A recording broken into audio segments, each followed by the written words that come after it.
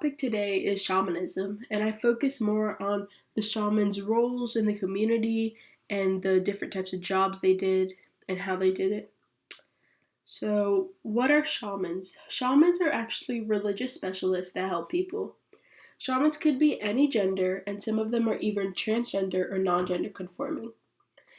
Being transgender or non gender conforming wasn't an issue for the shamans communities because it was looked at as being more connected to your higher self and more true to your whole self. Shamans usually get in touch with themselves and try to look past the physical world into the spiritual and unseen realm. Shamans usually have to be trained for the job they do, and it could take many years to be ready for the different types of roles they will have. And the image on the right is of a woman shaman from the Clayoquot region with a headpiece of feathers and it looks like sticks and more on. Where did shamans originate? As the Arcus article said, the word shaman originated from Siberia, and it meant religious specialist who has the ability to enter a trance state in order to communicate with and appease the spirits. Shamans' roles depend on the people they are helping and where they are from. Shamanism is a very old practice that is thought to link our plane with planes of higher beings. Shamanism is one of the oldest, if not the oldest, practice, and people think that it was the original practice that all other religions are built upon, like it's the building block. But I think that shamanism is its own separate thing because it has a different way of life and different rules to follow. Shaman's uniform.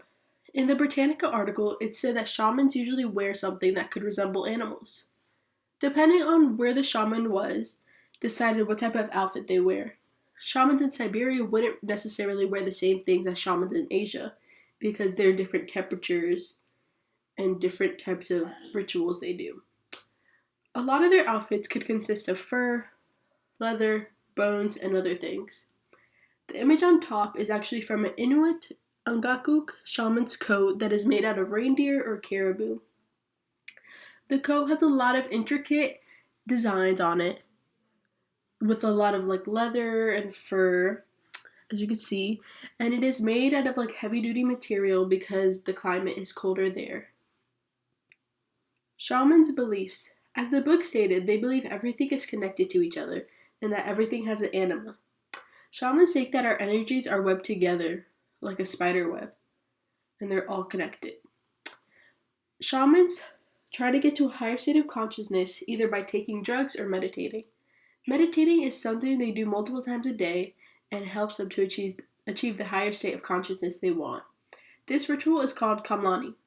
When they achieve a higher state of consciousness, they can have visions or hear things that the average person doesn't. They get tapped into a higher power, which gives them more access to the information necessary to help their communities in any way. Shamans also have spirit guides that help them when healing, or when they are in an altered state of mind. Their spirit guides give them extra guidance to everything. And they worship spirits and ancestors, and they believe that if you offend ancestors, then you are bringing danger upon yourself and the community since everything is combined. They also think spirit guides are good and bad. Shamans' different roles. Shamans all over the world have many different roles in different indigenous religions. Some shamans specialize in one thing, while some specialize in all of them. Shamans usually take drugs like mushrooms or ayahuasca or other hallucinogens that can alter their state of reality to figure out their purpose. Shamans would usually do this before becoming a shaman to help them be set in stone on what they want to do and what path they want to take. So the mushrooms or ayahuasca also help them communicate with ancestors to help find solutions that will fix the community's diseases, famine, weather issues, and even help fight spirits. Shamans can also go on journeys to help find ways to heal their communities. So these images are by an artist named Pablo Amarengo, and he was a shaman who took ayahuasca and painted things that he saw. Pablo has many different pieces of art, and as you can see, his arts are very intricate and intertwined. He uses a lot of colors and a lot of faces and people in it. Shamans' different roles. Shamans usually have the role of healing people in their community, as well as the land they live on. Some shamans can even control spirits, which allows the world to be balanced and have better health. If the spirits were left unbalanced, then the world would be not good because they will be rampaging everything.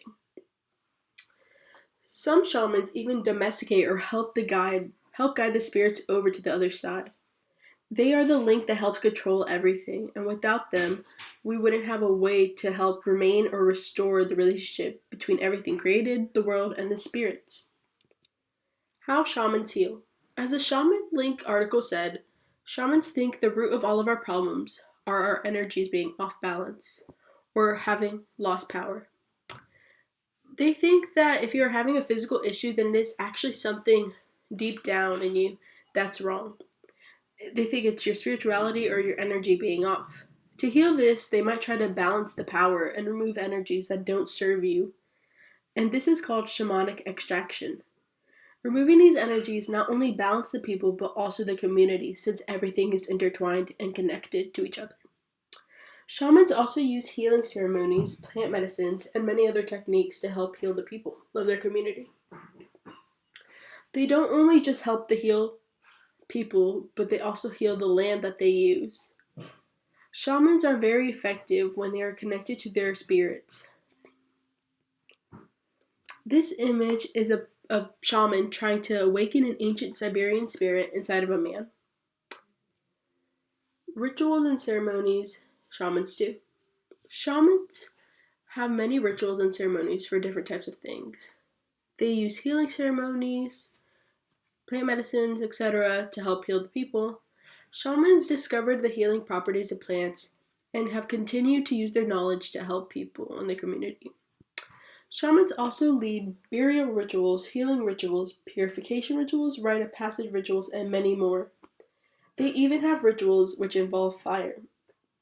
And some other types of healing rituals are spirit channeling, limpia, extraction healing, and many more.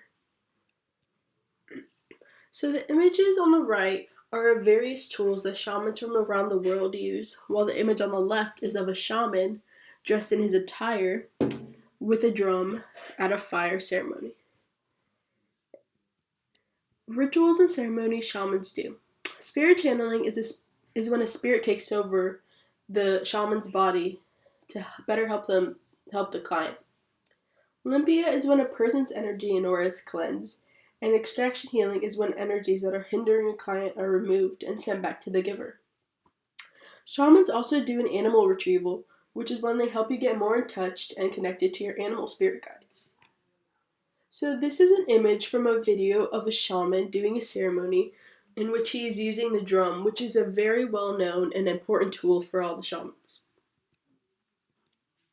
Techniques and tools shamans use. Shamans use instruments and tools from nature like plants, water, stones, and fire, and many other things. The tools they use usually depend on what type of ceremony or ritual they are doing and what goal they want to achieve. The image on the right is of a Tinglet healer healing a woman. Techniques and tools shamans use. A very important tool that shamans use is a drum. The drum helps them guide spirits over and guide spirits into themselves. The drum also helps them get into a space of more consciousness or move the energy around. Without the drum, shamans can't fully perform their full duty. The image on the right is from the Altai region of Siberia. This image is from a drum ceremony that this man is doing. How important and necessary are shamans? As the Shaman Link article said, shamans are very important to the groups of people they help. Shamans aren't very helpful, though, if their egos aren't fully separated from themselves. Shamans are the leaders of the community and are the ones people rely on for everything. Without shamans, they wouldn't have anyone to balance the physical and non-physical world. They wouldn't be able to get healed or have someone with more information to help them. All the spirits would be rampaging everything and nothing would be balanced. And these are my sources, and that's the end of my presentation. I hope you enjoyed it.